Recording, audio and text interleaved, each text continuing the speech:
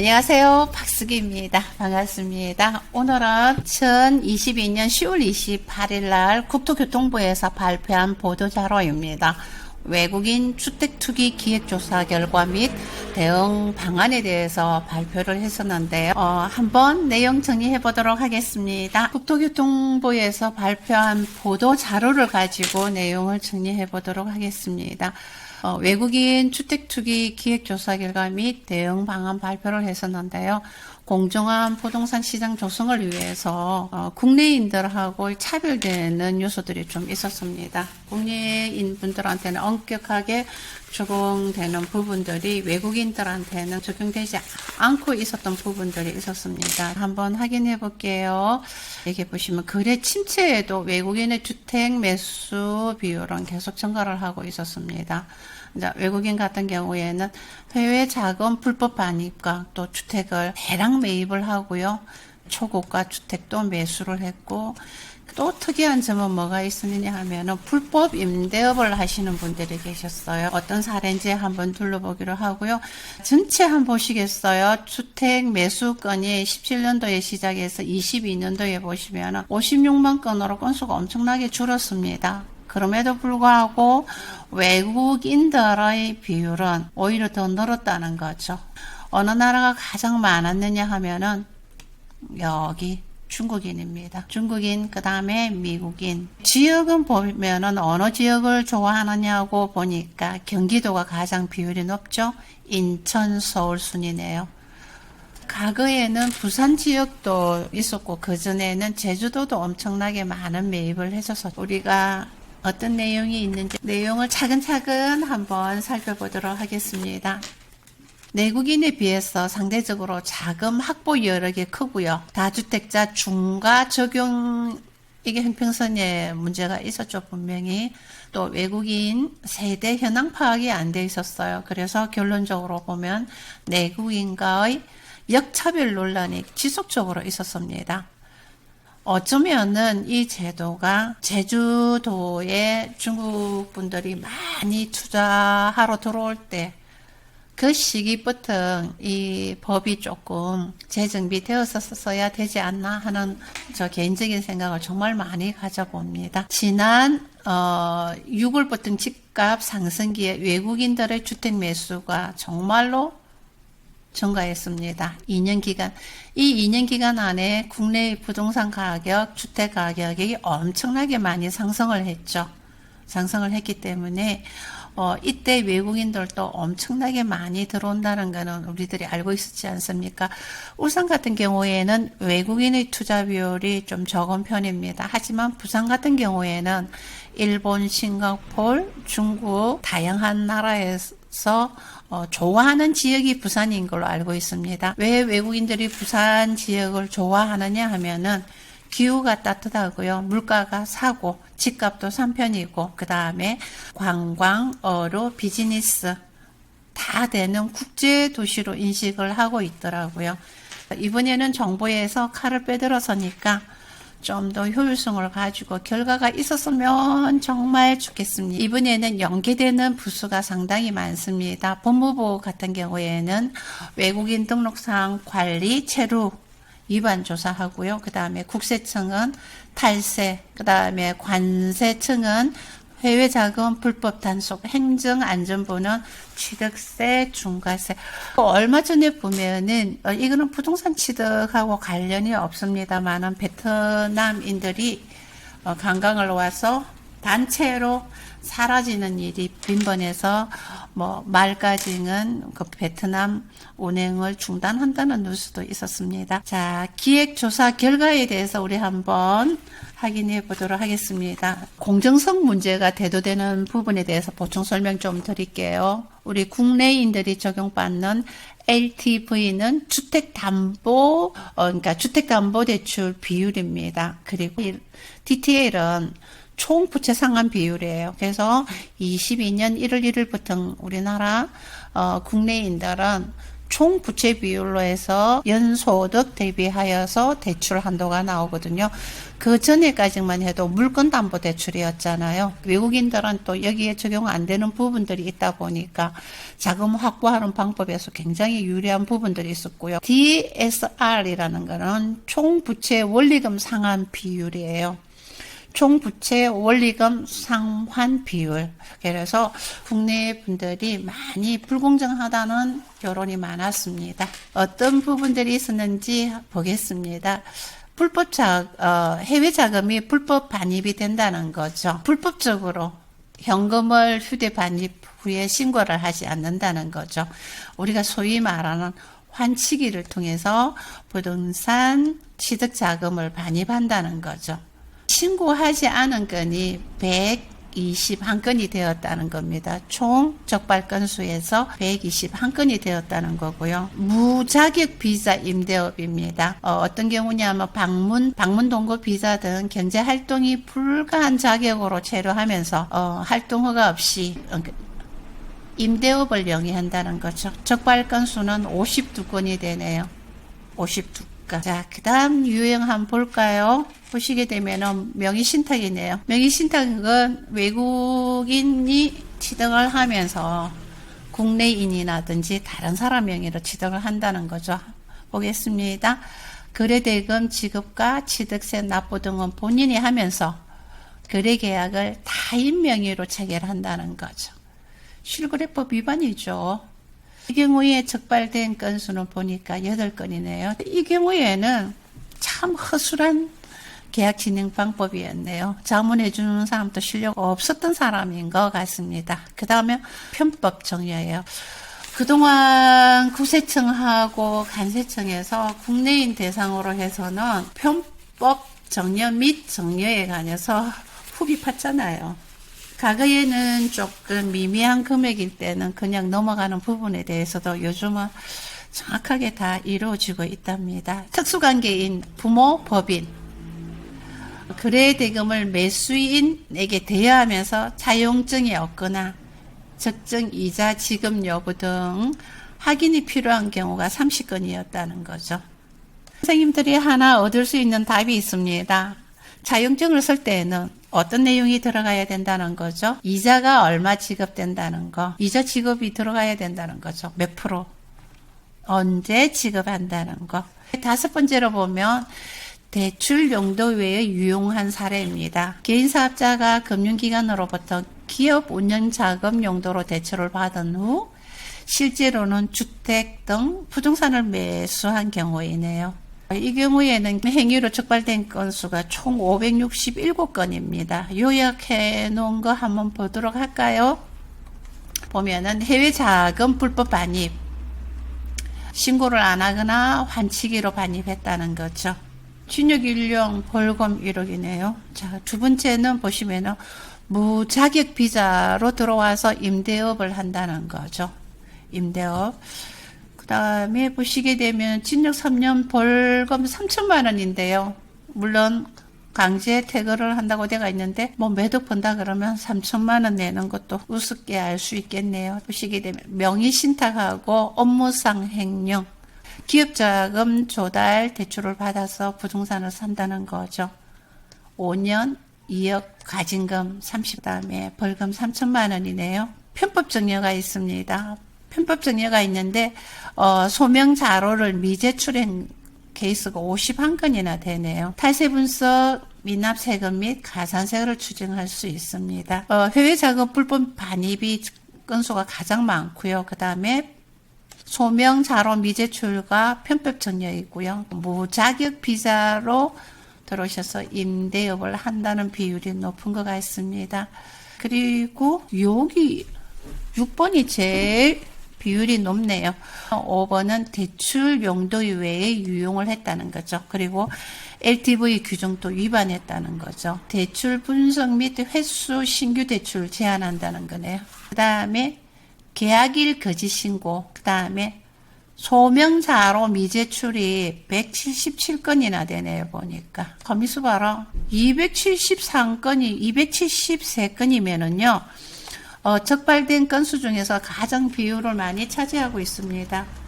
계약일 거짓 신고, 그리고 소명 자로 미제출. 그러니까 한번 보세요. 국내인들한테는 3억, 6억 이상 제출했는데 외국인 상대로서는 얼마나 허술했느냐고요. 불공정 맞죠?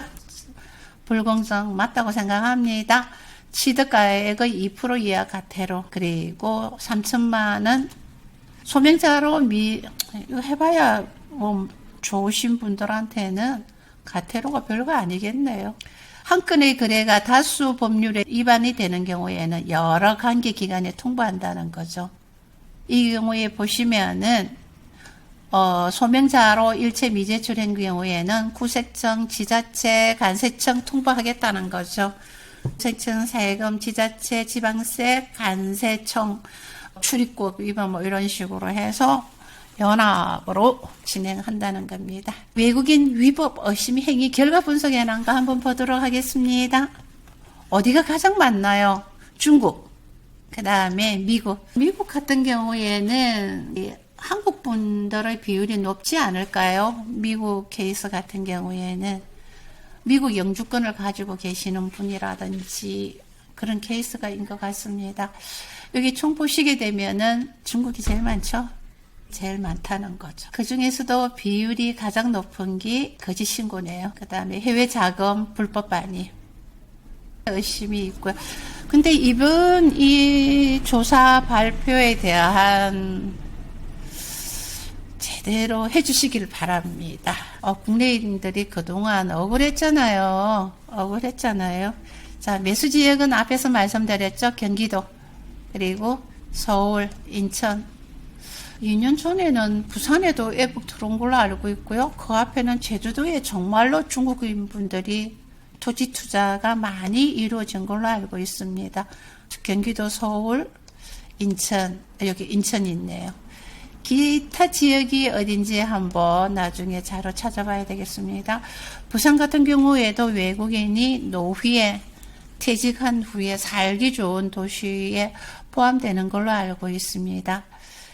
후속 속치 한번 보겠습니다. 위법 의심 행위가 567건이 적발이 됐지 않습니까? 적발이 됐는데 관련되는 기관이 많아요. 법무부, 간세청, 경찰청, 구세청, 금융위, 지자체 등 통보를 해서 범죄 수사, 탈세, 대출 분석, 과태료 처분 신속하게 이루어지도록 하겠다고 했습니다. 제주도 같은 경우에 제가 볼 때는 중국 분들이 먼저 들어와서 토지를 매입한 후에 토지를 대량 매입한 후 지분 쪼개기, 그 다음에 실거래법 위반으로 중국인끼리 매매하는 경우, 그 다음 투기성 토지 거래뿐만이 아니라 비주택 거래에서도 이상한 동향이 포착될 경우에는 확대 추진해 나갈 것이라고 합니다. 대응 방안을 한번 보도록 하겠습니다. 외국인 부동산 투기 대응 방안. 실거래 기획조사 결과를 바탕해서 관계부처와 협의해서 외국인들 부동산 투기 차단하겠다는 거죠. 차단하고 외국인도 부동산 담보대출 시 내국인과 동일하게 LTV, DTI 등 국내 대출 규제가 적용이 되나, 공국은행을 통해 대출 또는 현금을 반입할 경우에 상대적으로 자금 확보가 용이하여서 내국인, 외국인 역차별 논란이 지금까지 진행되어 왔습니다. 그래서 제가 듣기로는 거의 그냥 매입금액 가격 대출을 가능했었다는 이야기도 과거에 한번 들었습니다. 해외 자금 반입 단속을 지속적으로 한다는 거죠. 불법 반입하는 것에 대해서 상시적인 단속을 하겠다는 거죠. 그리고 국토부와 간세청은 상시 공조 체계를 구축해요. 그리고 주택 자금 조달 계획 분석을 선별해서 이상 거래가 있을 때는 공유할 계획이다는 거죠. 그래서 국토부와 간세청에 MOU를 체결했답니다. 체결한 것이 아니고 7월 중에 MOU를 체결한답니다. 자, 세금 관련해서 한번 볼게요. 외국인 또 내국인과 마찬가지로 부동산 취득, 보유, 양도, 시 납세 의무가 존재를 하나? 문제는 이겁니다. 다주택자인 경우에 정확하게 외국인 세대를 파악을 못한 것 같아요. 우리는 중과 하면은 양도소득세의 70%에서 80% 해당되는 경우도 있단 말입니다. 그래서 정려하시는 세대가 많았죠.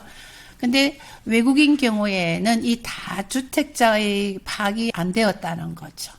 그래서 정부에서는 외국인 부동산 유관기관과 협의회를 만들어서 외국인 세대 구성 관련 자료를 가세당국과 공유하는 방안을 추진하겠다는 겁니다. 다세대자 취득 중과 시 세대정보 확인에 필요한 자료를 요청할 수 있는 근거를 마련한다는 거죠. 지방세 시행령으로.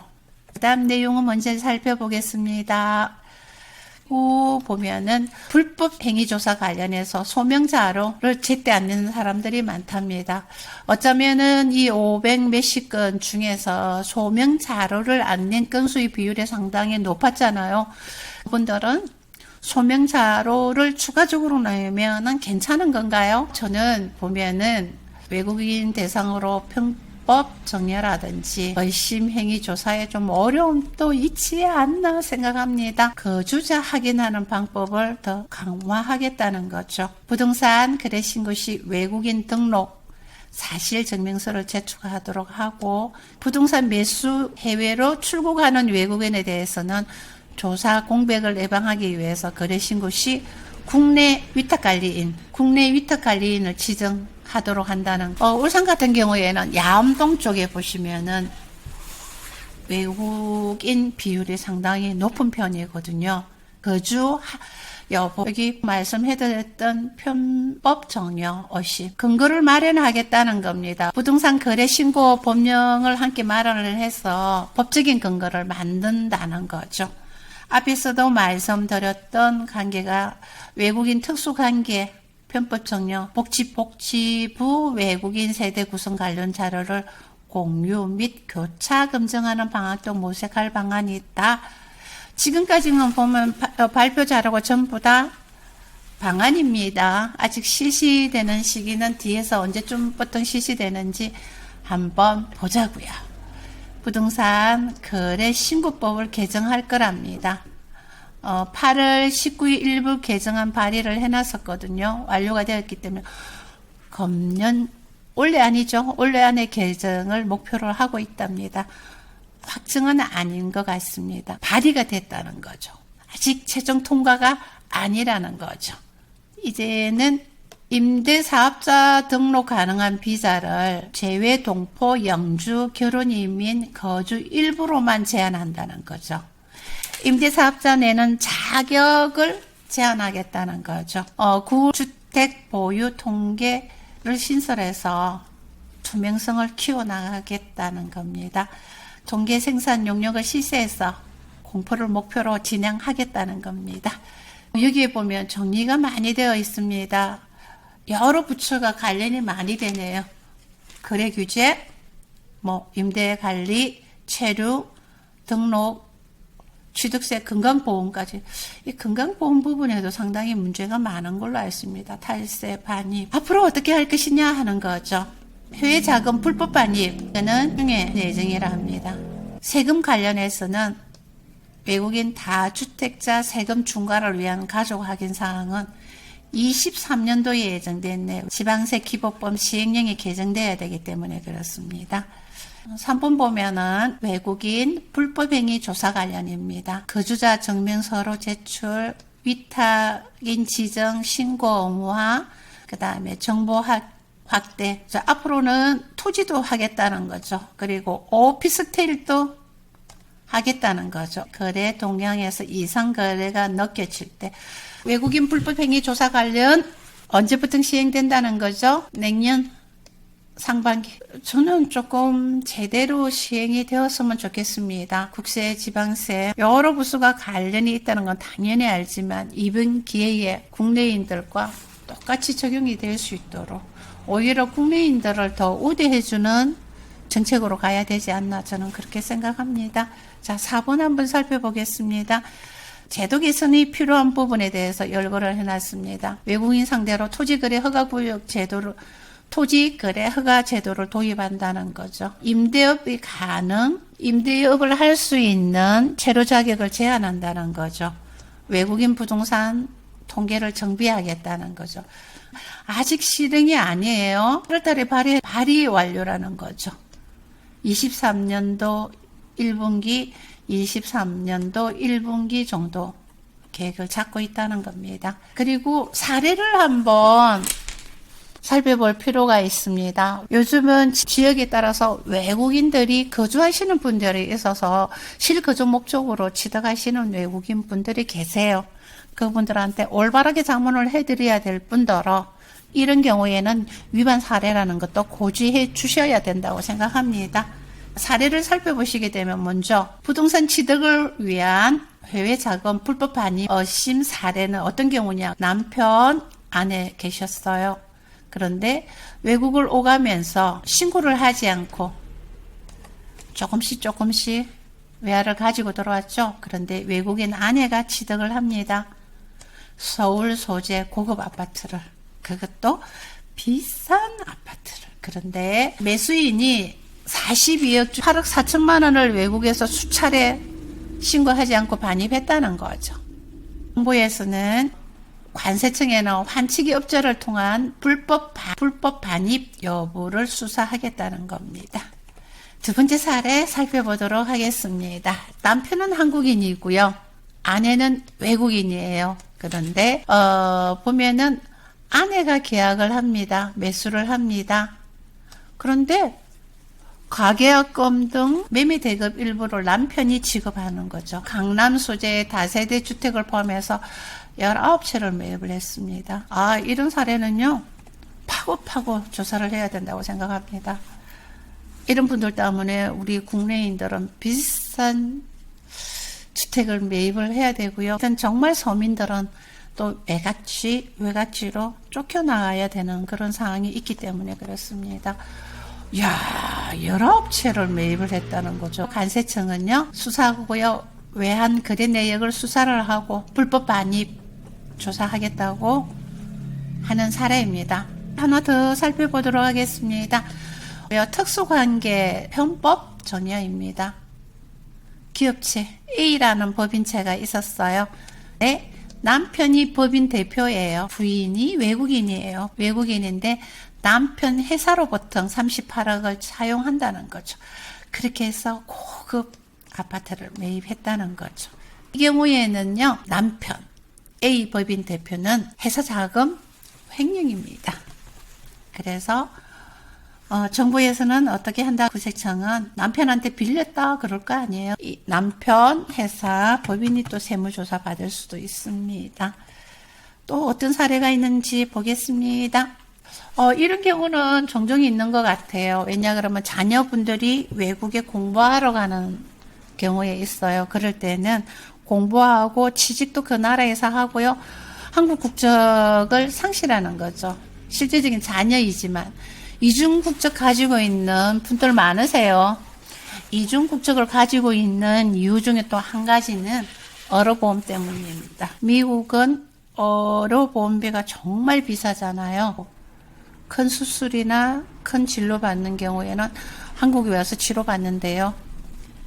특수관계 편법 정려 의심입니다. 어머님이세요. 자녀분이겠죠. 어머님이 자녀들한테 현금 이체를 하고요.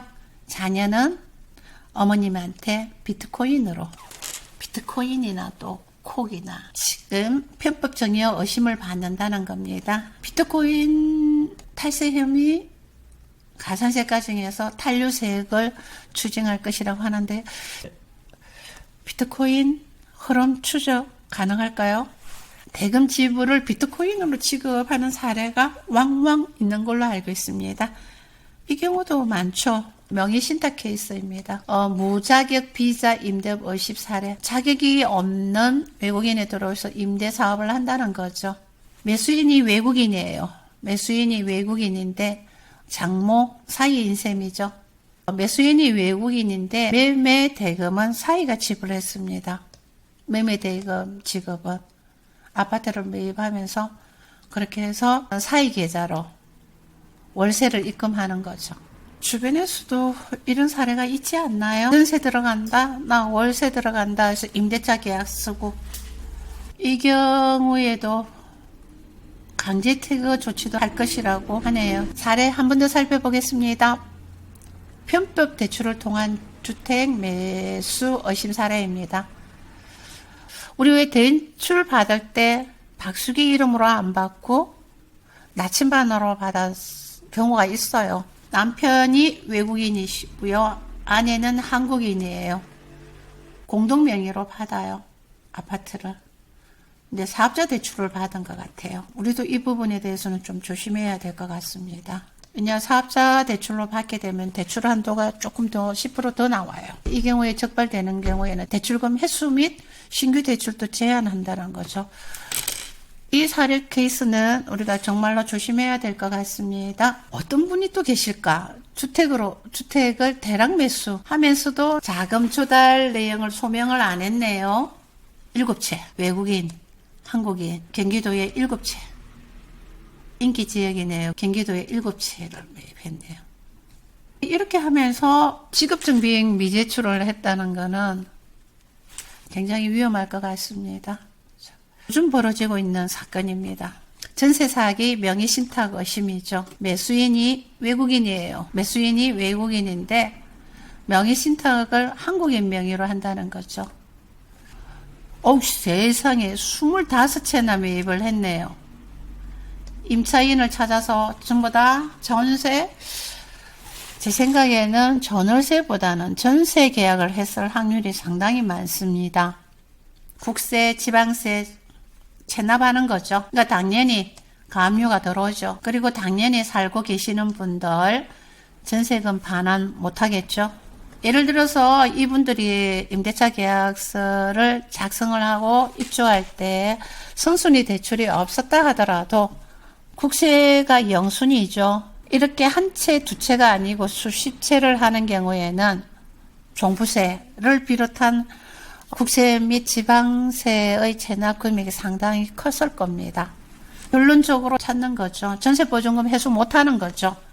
그래서 지금 뉴스 시간에 나오고 있는 전세 사기라는 거죠. 아마 이 외국인과 그리고 한국 관리인은 처음에는 사기범이 된다고 생각 안 했을 거예요. 부동산 가격이 지속적으로 계속 오르기만 하면은 사기꾼이 안 되었을 거예요. 지금 같은 이런 부동산 시장을 예상을 못했던 거죠. 가격이 계속 오를 것만 생각한 거죠. 부동산 시장이 안 좋아지다 보니까 이분들 사기꾼이 되는 거죠. 그리고 근본적으로 외국인이 명의신탁을 해서 한국의 공동주택을 25채나 매입한다는 것은 안 됩니다. 안 됩니다. 피해는 고스란히 우리 한국 임차인들이 떠안게 됐잖아요. 정말로 이런 사례는 여기 한국 관리인분 그러시면 아니 됩니다. 사례까지 저희들이 한번 쭉 훑어봤습니다. 저희들하고 전혀 무관한 사례가 아니거든요. 이제 한국도 다변화 문화가 정착이 되어가는 시점이기 때문에 외국인 고객분 중에는 정당하게 주택을 취득하시는 분도 계시기 때문에 우리가 그 업무를 정확하게 고지하고 알려드릴 필요도 있고요. 이런 결과가 올 수 있다는 것도 염두에 두셔야 된다는 거죠. 부동산 시장은 항상 오르기만 하지 않는다는 거죠. IMF 총재는 2023년도는 2022년보다도 더 어려운 한 해가 될 거라고요. 우리 국내 피해자들이 많이 발생하지 않았으면 하는 마음에서 국토교통부의 보도 자료를 가지고 오늘 내용을 한번 살펴봤습니다. 감사합니다. 오늘 하루도 수고 많으셨죠? 하루도 수고하셨습니다. 우리가 국토교통부에서 발표한 보도 자료를 가지고 내용을 한번 훑어봤습니다. 오늘 하루 남은 시간도 행복한 시간 되시고요. 선생님들 수고하셨습니다. 감사합니다. 지금까지 박수기였습니다. 감사합니다.